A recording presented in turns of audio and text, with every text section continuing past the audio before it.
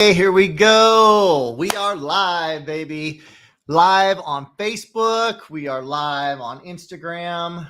We are live on YouTube. And we are going to talk about what they are not telling you about collagen supplements. If you take collagen supplements, you're going to want to hear this. If you've thought about taking collagen supplements, you're definitely going to want to hear this. And if you are just against collagen supplements, you'll probably still want to hear this. So drop a 1 if you take collagen supplements. I'm curious how many. I know they're hot. I know they're everywhere now. So many people are taking them in different forms: powders, pills, drinks, shakes. Drop a 1 if you take any kind of collagen, if you would. I'm just so curious. A 2 if you're thinking about it or you've thought about it, you've considered it, but you're not taking any collagen supplements. And a 3 if you just would never take collagen supplements for whatever reason. I'm just curious. And by the way, for those of you that are taking collagen supplements, why? Drop in the comments why you take collagen. Is it weight loss? Is it for a protein source? Is it for your skin? What is the reason? And I can't wait to have this conversation with you because I think it's long overdue. It's a long overdue conversation that I want to try to help educate you about collagen supplements, what they are and what they aren't, which in my experience, most people have no idea of, and they should, especially if they're going to take them. So if this is the first time we're meeting, virtual fist bump. Alan Blaine, my wife, Nicole, and I have been in the health and wellness space for 24 years. After having some significant health challenges with Nicole's health in our mid to late 20s, we're both 52 years old now. We have been consuming high quality, high energy, high performance, whole food nutrition, both in our diets and through supplement form for 24 years. We've built a business over the last 9 years that now is international, thousands of people in our organization over many different countries, and we're having a blast helping others live better quality of life. So that's a little introduction about us. If you want more information about high performance living, hit that follow button and let's stay in touch. So let's get going. For 3 decades, roughly, Nicole and I have seen several health fads come and several health fads go. And if you're over 20 years old, you've probably seen a few yourself. All right. If you're in your 50s, like we are, or later, you've seen plenty. I mean, things like what are you talking about, Alan? Shark cartilage. Does anybody remember shark cartilage hype? The coral calcium hype?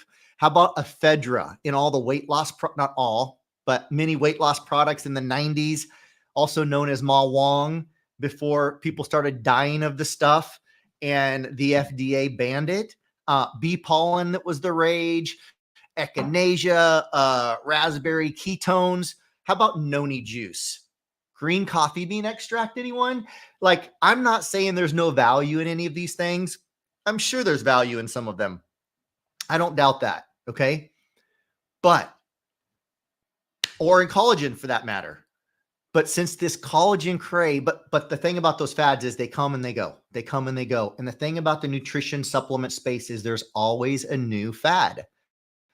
And that never lasts, ever. Name a fad that's lasts, okay? Now, collagen has lasted longer than I ever thought it would last, quite frankly. I'm just being honest here. The collagen craze has been going for years, and I'm pretty impressed. But I don't feel like I can stand by any longer without sharing some truths around it that I know most people don't know. So let's start with what it is. Collagen is the connective tissue that holds us together, okay? It's the connective tissue in our bodies, our skin, ligaments, tendons, the things in and around our joints. That's where you find collagen, all right? So now it begs the question, where do collagen supplements come from? They're not coming from human body. So where are these supplement providers getting their collagen supplements from? Well, they're getting them from the skin and connective tissue of animals, namely pigs and chicken. And there are some other other sources, beef or whatever, but common pork, chicken. All right. And the connective tissue. So It's so the collagen's coming from in supplements from animal hides and animal bones and tendons and things like that. That's what it is. And one thing you might notice about those things is those aren't human food chain foods. I don't know anyone personally or any major civilization over the last thousands of years that puts bones on a plate and serves it for dinner, or hide. I mean, we make boots and saddles and things out of hides. Not We don't put it on our, we don't feed it to our children, right? So that's where they're sourcing the collagen from. All right. So we'll circle back around to that in just a second. Collagen is a protein. All right. It is a protein.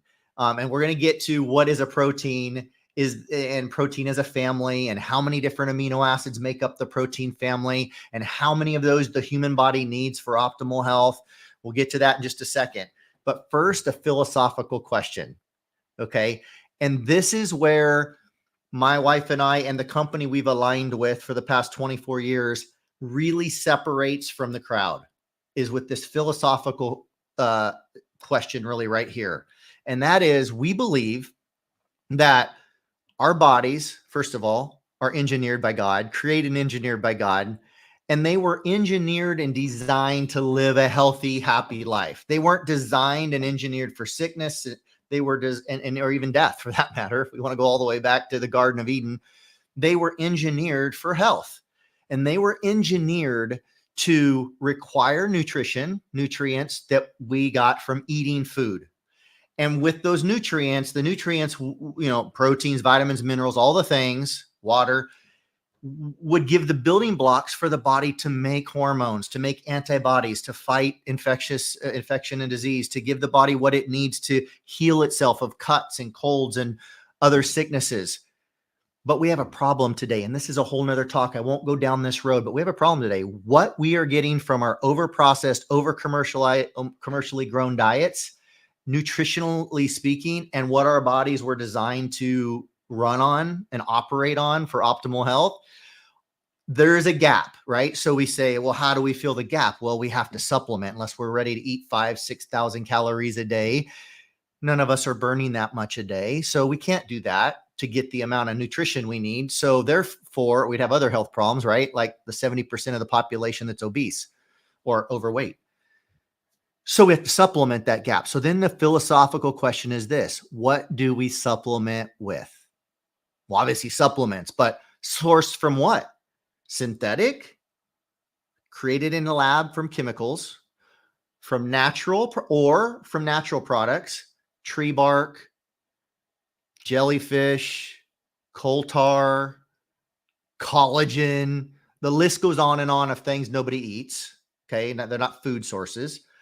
Or from human food sources, fruits, vegetables, seeds, nuts, wild caught salmon, like real food. That's the philosophical difference.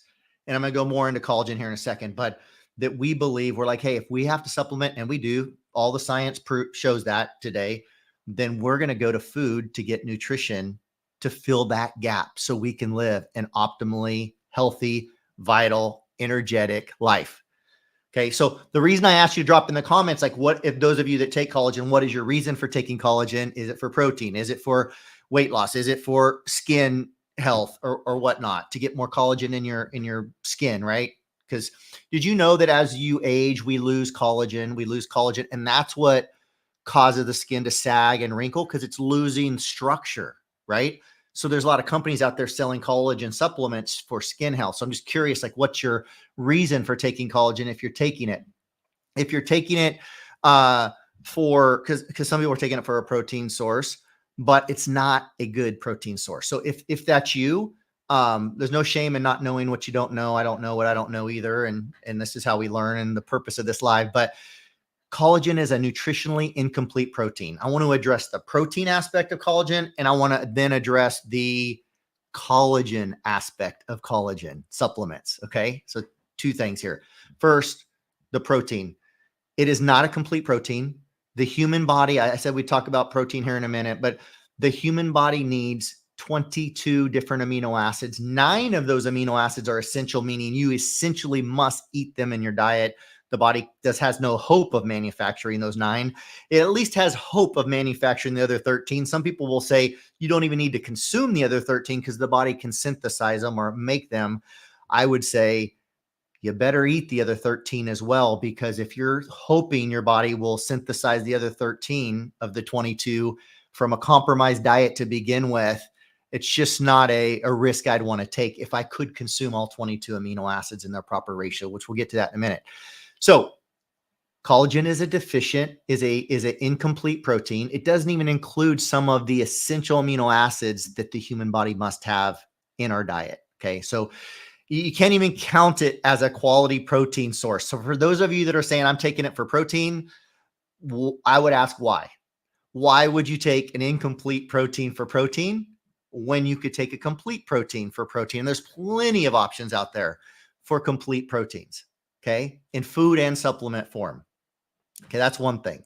By the way, when you start looking at the 22 different amino acids that make up the protein family, collagen is super high in like 3. It's like way wonky in its ratios and the profile of the 22 amino acids compared to what the human body needs for nutrition and from protein. It's way off. It's super high in 3. It's extremely low, little trace amounts in a bunch of them. And there's none of several others amino acids. Okay. And you might say, well, why does that even matter, Alan? Here's why it matters. Amino acids are the building blocks of not just muscle, and they're the building blocks of not just collagen. They are the building blocks of every hormone your body makes. They are some of the building blocks of every antibody your body makes to fight off infection and disease. They're the building blocks of every digestive enzyme your body makes. How many people do you know are lactose intolerant, gluten intolerant, or they have different food intolerances? Maybe they're just deficient in one or more of the 22 amino acids their body desperately needs in their diet to make the enzyme or enough of the enzyme, the correct one, to digest that food. Maybe.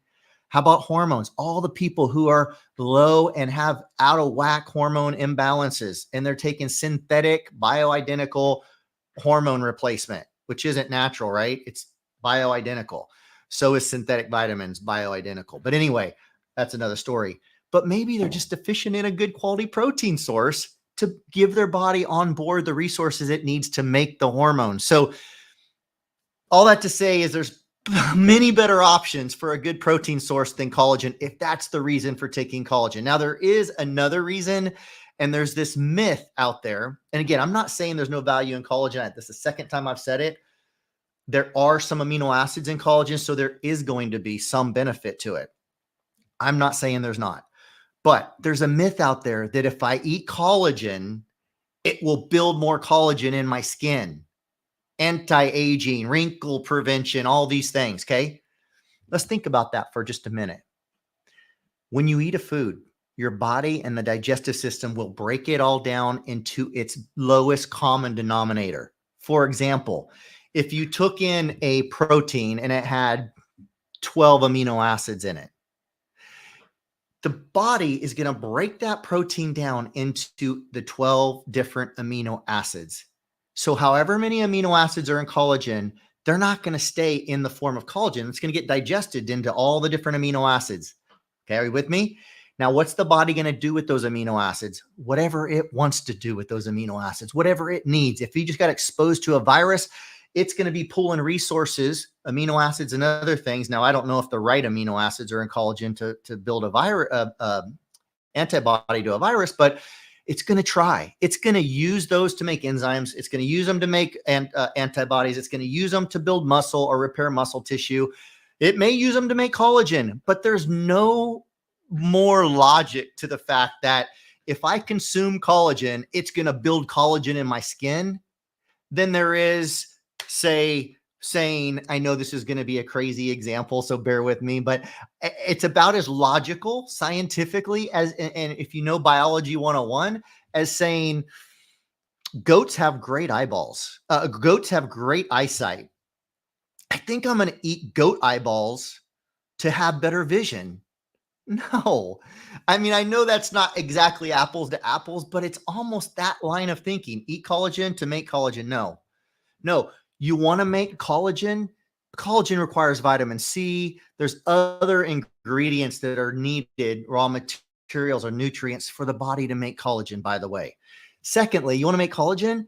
Get a good quality protein with all 22 amino acids the human body needs, and give the body on board all the resources it needs to make all the antibodies, all the hormones, all the digestive enzymes, all the collagen, all the muscle tissue and repair, whatever it needs. Okay.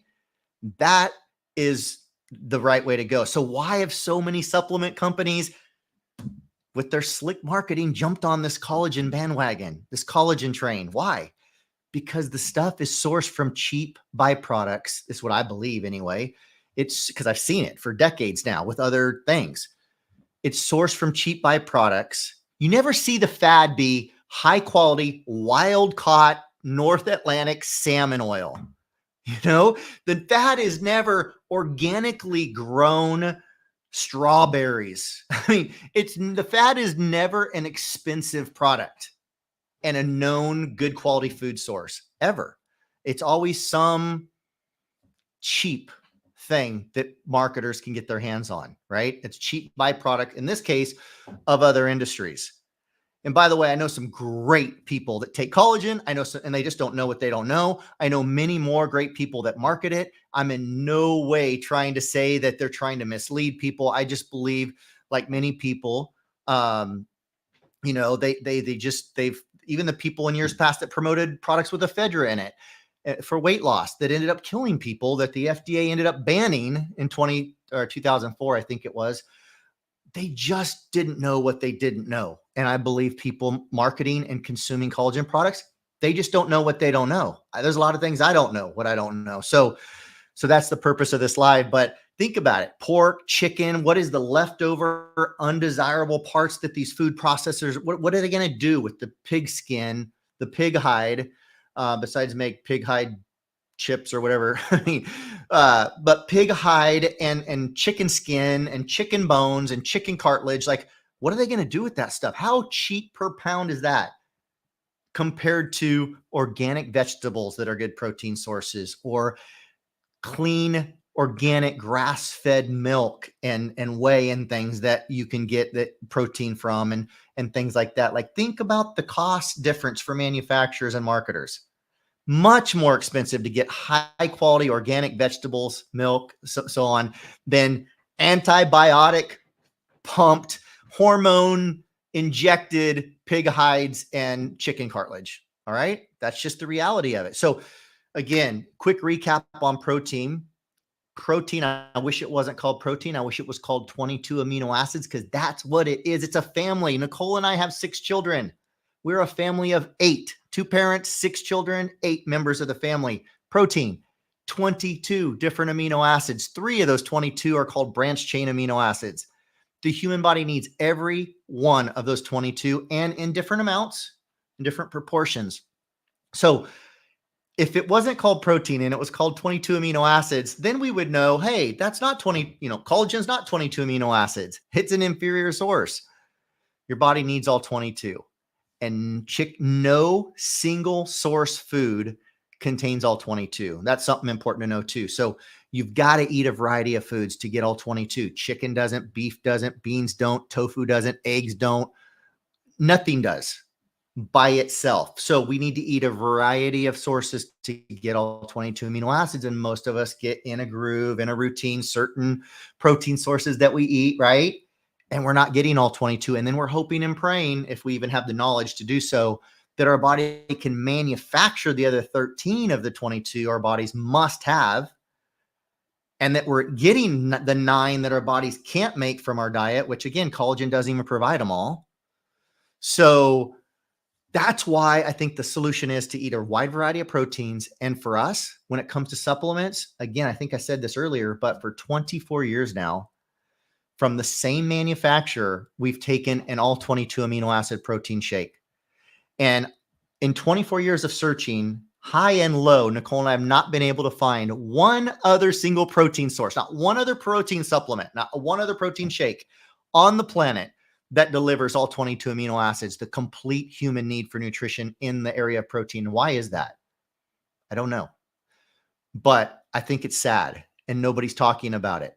So what I'd be looking for is eating a variety of protein, lean protein, to get as many of the 22 amino acids as I can, and taking a all 22 amino acid protein shake at least once daily, sourced from real human food that meets or exceeds every certified organic standard globally. Okay, not just US organic, but European and everywhere else. Non-GMO, that actually has clinical proof showing it's bioavailable. So when I swallow this, what's going to happen to my body? Is my body going to be able to use this stuff? Is it digestible? Or is it going to just cause gas and bloating like other inferior protein sources do? So if you want to know the protein shake that we've taken daily for 24 years, of course, the manufacturer continues to come out with version 7.0 and 8.0 and 9.0 over the years. Drop protein in the comments and we can send you some information, but we take it every day, again, to keep our blood sugar stable, to keep our body fat down, to keep our lean muscle mass up. Did you know you lose 1% of your muscle mass if you don't do something about it every year after age 40? I believe it's after age 40. 1% a year, muscle mass gone. Okay. Nicole and I are 52 this year. We don't want to lose our muscle. So keep body fat down. It helps to keep lean muscle mass up. And if you're interested in learning more, again, drop protein in the comments. We'll shoot you over some information. And please share this video with others you think may benefit from knowing the truth about collagen that other people are not talking about it. Are they talking about it? Did you learn anything here? Are people saying this? They're not saying this. And if there's anything I said that's not accurate, feel free to correct me. I'd love to hear from you. And hit that follow button again for more high performance living tips like this. Again, this is Alan Blaine. We'll look forward to talking to you on the next one. Make it a super, ultra awesome, fantastic day.